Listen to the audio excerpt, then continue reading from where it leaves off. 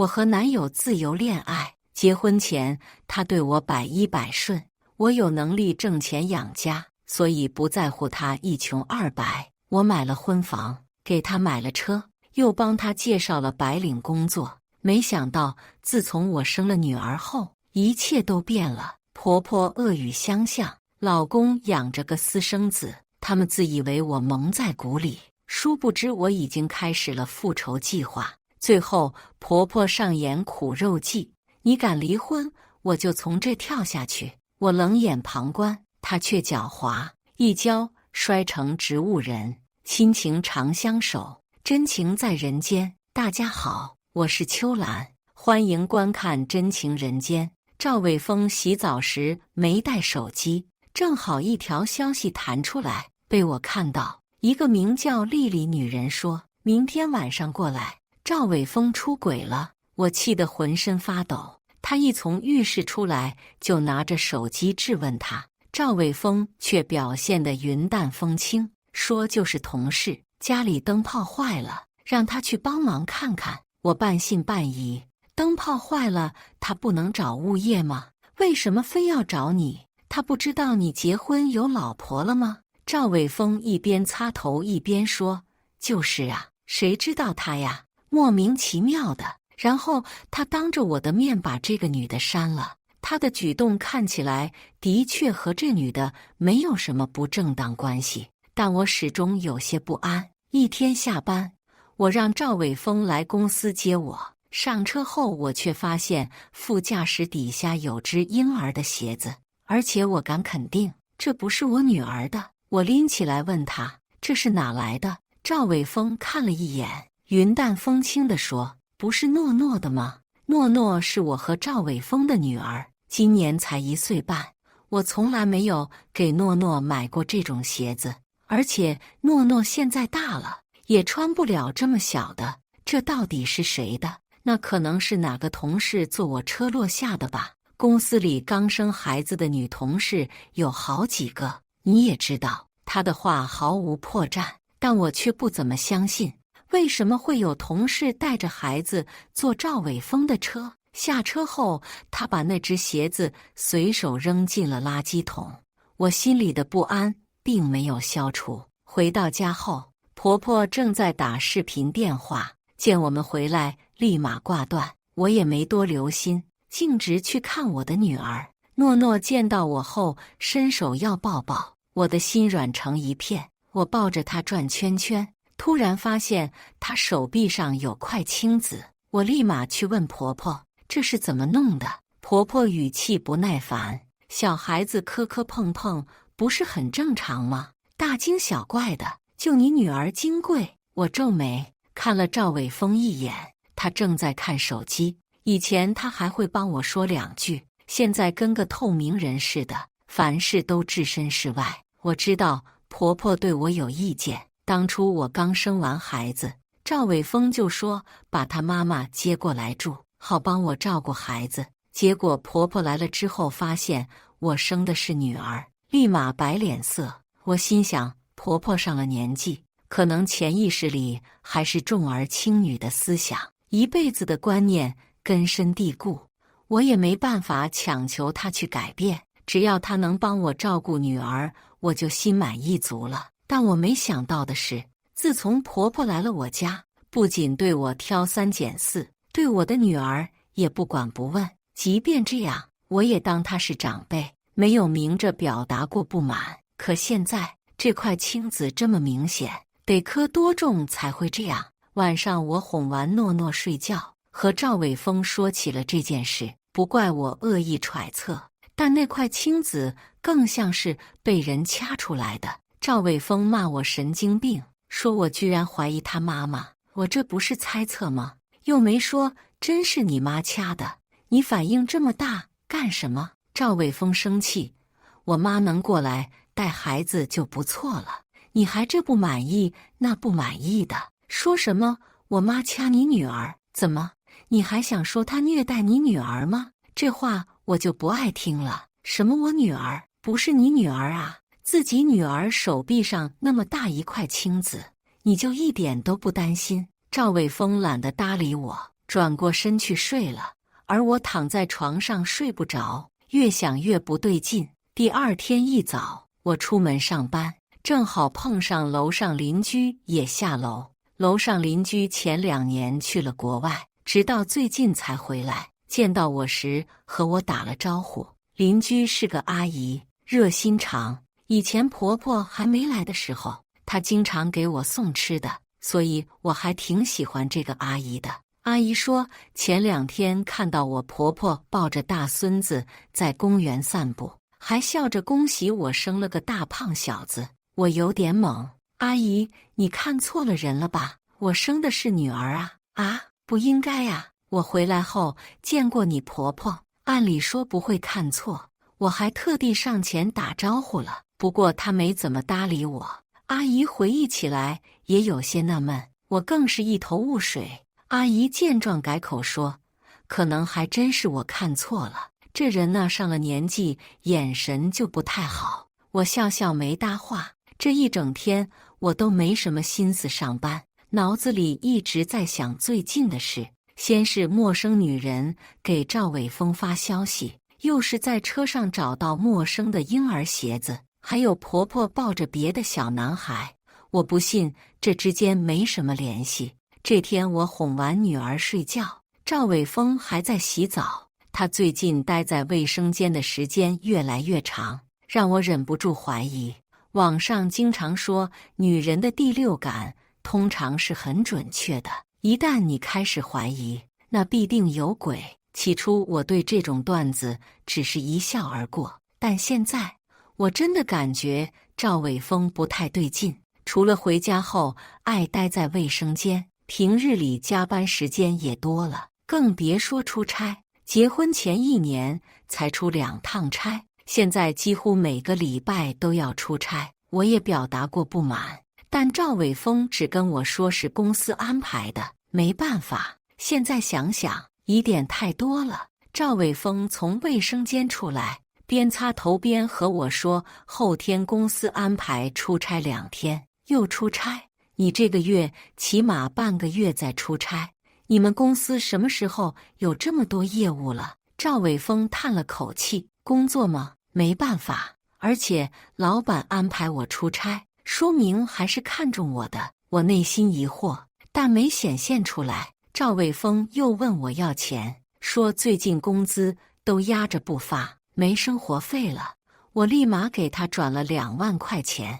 我和赵伟峰是自由恋爱，结婚时他还是个一穷二白的打工族，但我从不看重金钱。既然他没钱，那我有钱就行。结了婚就是一家人，只要把生活质量提上去，花谁的钱不是钱。所以婚前我买了房，给赵伟峰买了车，还给他介绍了体面的工作。毫不夸张地说，赵伟峰现在拥有的一切都是因为我。但有一点我一直没和赵伟峰说，他工作的单位就是我舅舅的。以前他出差，我虽有不满，但没多问，想着工作需要，出差也在所难免。可最近太多反常的事，让我不得不怀疑。于是隔天我就打电话给我舅舅，问他最近是不是公司业务向外拓展了。舅舅还很纳闷，我怎么会突然关心这个？这不是好久不联系吗？关心舅舅的事业还不行啊。我并不想把赵伟峰的事说出去，毕竟家丑不可外扬，在证据还没确凿前，我知道要谨言慎行。舅舅笑了笑，我看了，你是关心你家伟峰吧？你放心，我知道你看得紧，我可没给他安排重活，每天都按时下班的呀。我眉头皱得更深了，那工资总有准时发的吧？自从我生了诺诺，真是个吞金兽，钱一会儿就没了，工资肯定月月发清。虽说我们不是什么大企业，好歹员工基本的待遇还是保障的。而且呀，我可是好几次偷偷给伟峰加了绩效的。可别说我这个舅舅不把你放心上，我嘴上说着谢谢，心里却一团乱麻。挂完电话，我百思不得其解，工资照发，没安排出差，所以赵伟峰在骗我。我被这个想法惊得起了一身鸡皮疙瘩。从我认识赵伟峰起，他给我的感觉就是老实憨厚，从来不会做对不起我的事。虽然结婚后对我的态度不如刚恋爱时那样热烈，但男人嘛，婚后都这样，到底哪里出错了？于是今天我多留了一个心眼，趁半夜赵伟峰睡着后，我拿着他的手机去了卫生间。这不看不知道，一看吓一跳，他把那个叫丽丽的女人重新加回来了。我点进去看聊天记录，以前的都没了，最近的一条是在昨天。丽丽说儿子下个礼拜就是100天了，要不要办酒？赵伟峰回复说要办的，去老家办。我捏着手机浑身发抖。这个儿子说的是谁的儿子？是丽丽的还是赵伟峰的？我无法相信，一直以来都以老实著称的男人会在外面有个私生子。要不是我今天心血来潮查他手机，还不知道要被瞒到什么时候。可恶的男人，亏我对他那么好。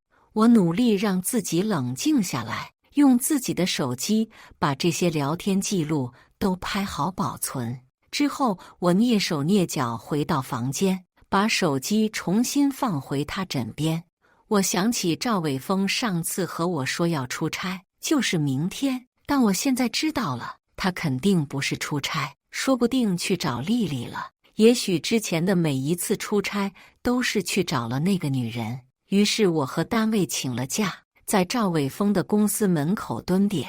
我租了辆别的车，等赵伟峰下班出来后，一路跟在他车后。我不断地深呼吸，告诉自己要冷静。快到家的时候，赵伟峰突然拐弯，去了别的小区。我跟着他进去，结果让我看到了震惊的一幕。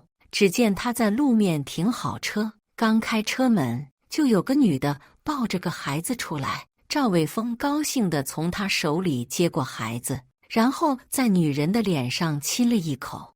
我坐在车里，亲眼看着他们和和睦睦地一起上楼。好一个幸福的一家三口，真了不起呀！居然小三就住在对面小区，在我眼皮子底下出轨。即便做好了心理准备，我还是被这一幕刺激到了。回想起邻居阿姨说的话，也许我的婆婆当时抱的就是这个女人的儿子，所以赵伟峰他们一家都瞒着我，方向盘几乎要被我捏碎。最后理智占据了上风，我开车走了。我并不打算直接捅破他的所作所为，这样难解我的心头之恨，也太便宜了赵伟峰这个渣男。我要报复他，让他知道背叛我的下场。赵伟峰回来后照常去上班，他一出门，我那坐在沙发上嗑瓜子的婆婆就开始阴阳怪气。我儿真是命苦啊，娶个媳妇在家供着，还要我这个老婆子过来伺候。说完还白了我一眼。以前我敬她是赵伟峰的母亲，不管他对我怎么刁难，我都能忍则忍。但现在不一样了，他和赵伟峰瞒着我在外面养儿子，我还凭什么要看他脸色？于是我回怼，某些人也别忘了，自己现在吃得住的到底是谁的。婆婆似乎是没料到我会突然还嘴，一时惊讶地忘了说话。也是，以前让他骂了也就骂了，他还真以为我好欺负。你这话什么意思？都是一家子，你现在要分你我了？嫁鸡随鸡，嫁狗随狗，你的就是我儿子的。婆婆气急败坏，瞪着眼睛好像要吃人。我只觉得好笑，都什么年代了，居然还想用这种话术约束我。我没再理他，转头回房间哄女儿。当初赵伟峰和我说他妈妈过来是帮我带女儿的，但实则压根就没关心过。那时候我想着老一辈人有重儿轻女的想法也是正常的，也就没太在意。他不带，那我自己带就好。过了一会，婆婆过来敲我房门，嘴里还在骂骂咧咧。我听得不耐烦，问她要干什么。结果他理直气壮地开口问我要钱，吃饭买菜不要钱啊？没钱你吃什么？娶了你真是造了孽了，连饭都不会做，有什么用？我突然想起以前婆婆也问我要钱，理由就是买菜做饭补贴家用。我心想着婆婆年纪大了，过来帮我照顾小孩也不容易，每月给她生活费也是应该的。可是小孩没照顾，生活费倒没少问我要。她总说买菜要花钱，可每次烧的菜基本都是素菜，偶尔赵伟峰中午回来吃才会烧点荤腥。我有段时间看不下去，和他提了一嘴，没想到他立马朝我发火，说肉贵，说我不知道勤俭持家。我不想和他吵，就随他去，大不了我自己点外卖吃。我有时候真的不明白，为什么婆婆对我意见这么大？就因为我生了个女儿吗？只是现在回想起来，她平日的买的菜数量并不多，甚至连肉都很少买，怎么会钱用得这么快？说不定钱都花在她那个大孙子身上了。好啊，拿我的钱养别人的儿子，我气不打一处来，一口拒绝。要钱问你儿子要去，我没钱给你。婆婆一听立马生气了，你个败家娘们就会花钱，我儿子辛辛苦苦挣的钱都被你花光了，整天在家好吃懒做，连个儿子都不会生，说出去让人笑话。我也毫不示弱，你自己去问问赵伟峰他一个月挣多少钱，要不是靠我娘家，你们早就喝西北风了，还能住上这么好的房子，给狗一口吃的他还知道摇摇尾巴呢。到你们这就端起碗吃饭，放下碗骂娘，简直狼心狗肺的东西。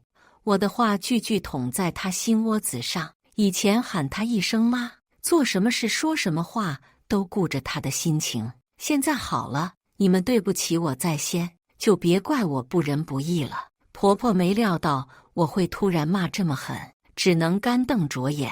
我心想这战斗力也不怎么样，我还没发全力呢。下午我带着女儿出门，去了我舅舅的单位，也就是赵伟峰上班的地方。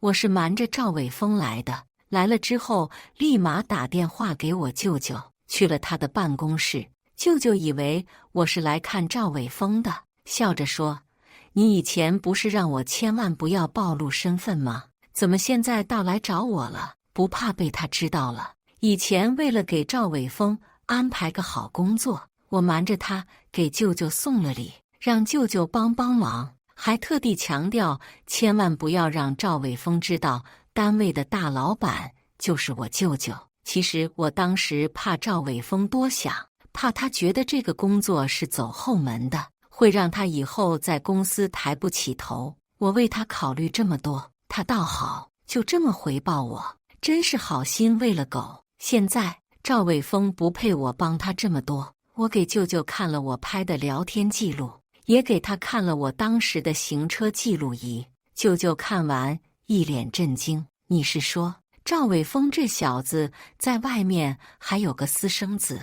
我点点头。舅舅一拍桌子，怒火中烧：“这兔崽子敢做这种事，他知不知道后果是什么？”我劝舅舅消消气，其实我知道后的第一反应也是生气。但是光生气解决不了什么，所以我要报复他。舅舅，又要你帮我了。舅舅立马答应。小梦，你放心，舅舅绝对不会让你吃亏。你说你想怎么做？我把我的计划和舅舅说了一遍，他立马心领神会，说不感动是假的，关键时刻还是要靠家里人。舅舅找了个匿名的账号，给公司全体员工发了个邮件，邮件打开就是行车记录仪拍下的照片，幸福的一家三口，但照片上画了大大的叉，又用醒目的字体写着元丰集团赵伟峰婚内出轨，并有一私生子。一时间公司内部议论纷纷，300多号人盯着赵伟峰，有的甚至转发给家人朋友。赵伟峰本人自然也收到了邮件，可想而知他当时的表情。于是公司高管第一时间召开会议，经过一番讨论后，以影响企业形象为由，将赵伟峰当场开除。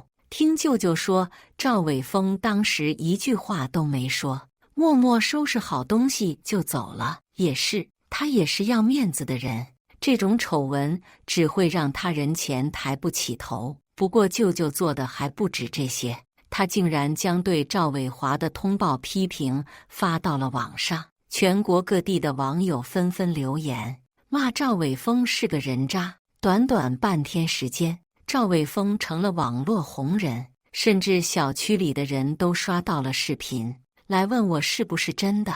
我假装刚知道消息，表现出震惊和痛苦的模样。婆婆自然也看到了，平日里的伶牙俐齿，现在屁都不敢放一个。然而，这只是我计划的第一步。赵伟峰晚上没回来，想必他也不敢回来。我和婆婆说我要离婚。我知道婆婆肯定不让我离，因为这个家所有的开销都要我掏钱，甚至他的孙子也都是用我的钱养的。一旦离婚，他们就什么都没有了，房子和车子都是我婚前全款买的，他们一分都占不到，更别说养小三的钱，我都能让律师要回来。果然，一听我这话，婆婆立马说不行，不能离。凭什么不能离？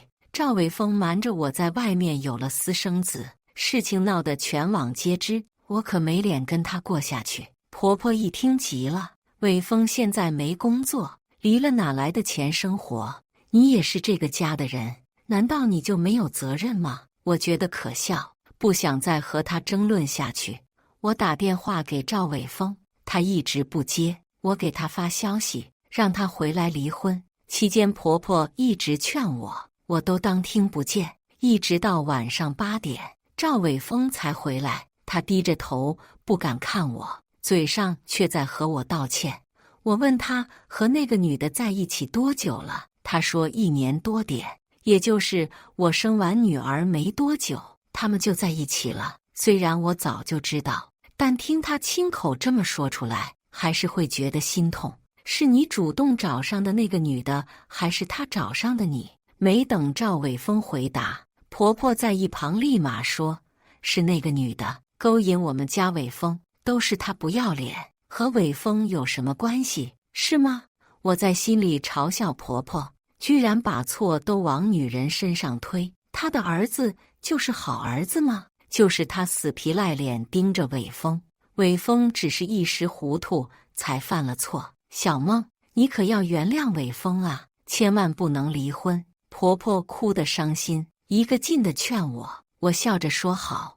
我问清了那个女人的名字，还有她的住址，然后第2天，我定做了横幅，挂在对面小区。横幅内容：感谢宋丽丽女士为我丈夫生下一子。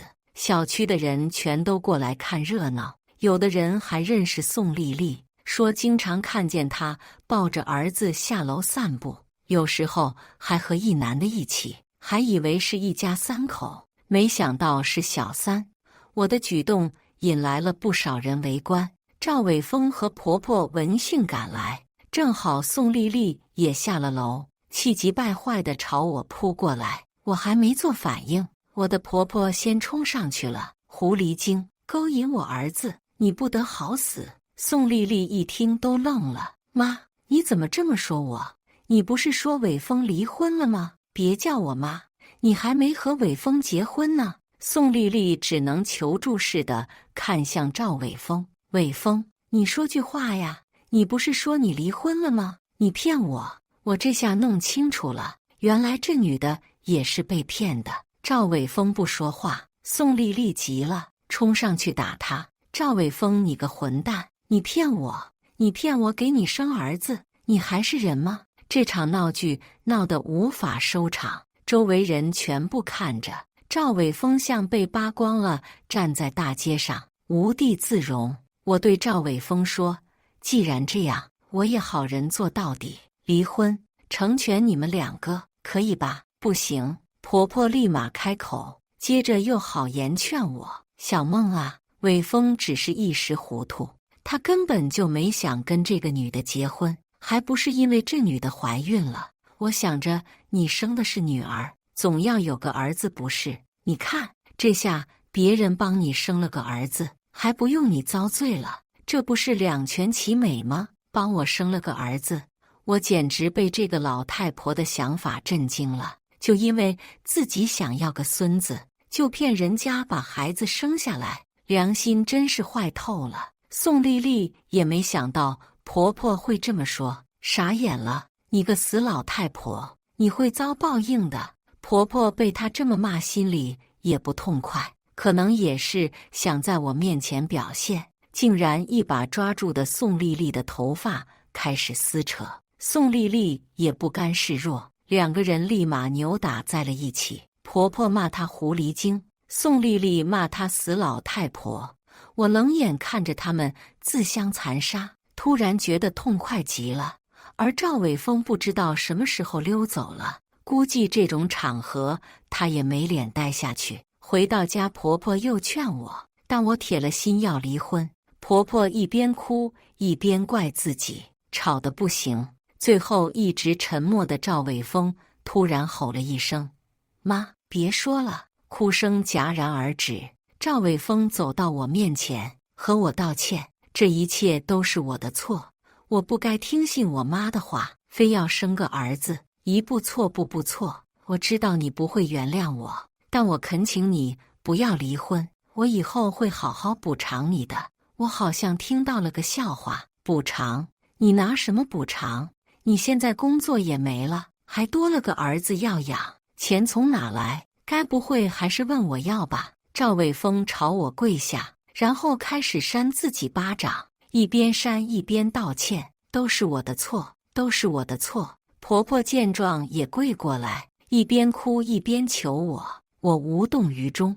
你们不用在我面前表演苦肉计，这个婚我离定了。婆婆突然爬起来，跑到阳台边，你敢离婚，我就从这跳下去。说实话，我着实没想到这一出，虽说只在2楼，但婆婆年纪大，万一真摔下去有个3长2短的。但即使这样，我也不会松口，威胁对我没有用。说到底，这一切都是你和你儿子造成的，凭什么要我买单？赵伟峰也吓了一跳，急忙过去想把他妈妈搀下来。妈，你冷静，快下来！婆婆几乎爬到了栏杆外。你让小梦答应我，不能离婚，不然我就跳下去。说着又往外挪了一下。我刚想开口，结果婆婆脚一滑，真摔下去了。妈！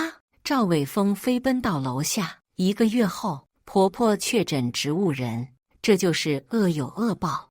我早就让律师拟好了离婚协议，就等赵伟峰签字，可他迟迟不签。1个月的时间把他折磨得不像样子，眼下全是乌青，胡子拉碴，我都快要不认识了。因为之前那些事，宋丽丽认清了赵伟峰和他妈的真实面孔，于是直接带着儿子走了，还删掉了赵伟峰的所有联系方式，他所谓的儿子也没了。我让赵伟峰搬离了我家，他没办法，租了个地下车库住着。他想找工作，但他那些人尽皆知的丑闻，让用人单位都不敢录用他。医院里还住着他的老母亲，每天都要支付高额的医疗费。他现在正处在崩溃的边缘。这天，我带着离婚协议来找他，最后一次让他签字。他在我面前嚎啕大哭，完全没有了作为一个男人的骨气。他求我帮他，跪在地上给我磕头，我却不为所动。我早就说过了，这就是背叛我的下场。当初瞒着我在外面养私生子的时候，怎么没想到会有这样的结果呢？现在老婆没了，儿子没了，老母亲成植物人了，满意了。我把离婚协议甩在他面前，别拖了，赶紧签了吧。还有你给宋丽丽花的钱，我也让律师统计出来了，到时候一起还我，一共10.8万，凑个整就10万。小梦，你真的要这么绝情吗？我绝情？难道不是你先绝情的吗？你不出轨，会有这些事吗？我真的知道错了，我求求你了，别这样对我。赵伟峰泣不成声。我知道，他道歉并不是觉得自己真的做错了，而是他觉得自己要活不下去了，所以他只能求我。我是他唯一的救命稻草，但我可不是什么圣母。赵伟峰依旧不签字，我也不强求，反正我可以起诉离婚。就赵伟峰这种情况，肯定是要判离的，并且女儿归我。之后我没再管赵伟峰，也不归我管了。爸妈特地开车来接我回去，说我受苦了。年轻的时候，我是金钱如粪土，觉得爱情最宝贵。现在才发现，爱情根本不值一提，因为真心瞬息万变。1个月后，我和赵伟峰判了离婚。赵伟峰当场在法庭上吐出一口血，气急攻心。我突然有点可怜他，有一个封建思想的家庭控制着他，逼着他走到了这一步。离婚后，我带着女儿开始环游世界，直到2年后，偶然听舅舅说起赵伟峰胃癌去世了，因为没钱吃饭，更没钱看病，最后在阴暗的地下车库离世。过了好多天才被人发现，我听着不知道该用什么语言来形容。毕竟可怜之人必有可恨之处，我能做的就是做好自己。感谢大家的观看，欢迎大家在下方评论区讨论。如果你喜欢这类故事，记得点击订阅真情人间，并分享给更多的人，这会对我帮助很大。再次感谢大家的观看。